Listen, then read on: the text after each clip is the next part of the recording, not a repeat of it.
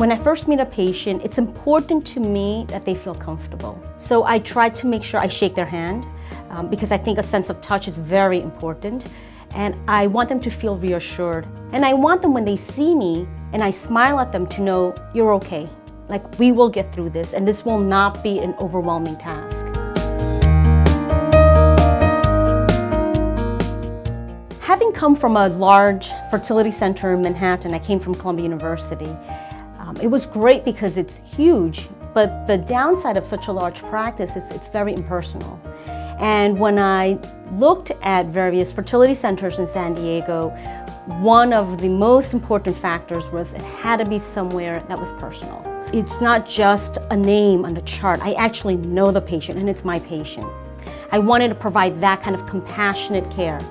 And San Diego Fertility Center allows me to do that. And the second thing is, I wanted to come to a center that continued to have good success rates, similar to the center I was in Manhattan. And San Diego Fertility Center definitely has very good success rates. There are many factors one must consider when choosing where to go for fertility treatment. One of those factors is the success rate of the center.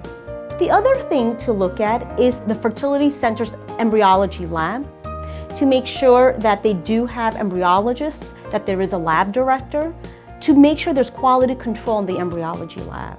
And of course, the physician. And it's very important to have a physician who will be with you not only when things go great and you have the baby, but also when things aren't going so well.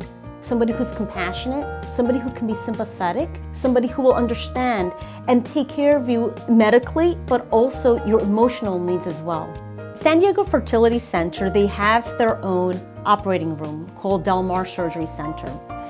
So all our surgical procedures can be done on site. But in addition to the facility, a lot of the staff here is very experienced. We have registered nurses, we have nurse practitioners, and we also have physician assistants. And they are integral to providing the patient with their ultrasounds, with other diagnostic tests. And they become so integrated in the patient's care that the patients really feel that the nurses are invested in seeing them succeed, because they are. And then of course there are the physicians who manage the patient's care. And every day we have a conference called the Patient Care Conference, where all patients that come to the office that day, we go over their chart, we go over their history, we go over their lab results as one team, which includes the embryologists. And together as one, we make sure that we optimize the patient's care.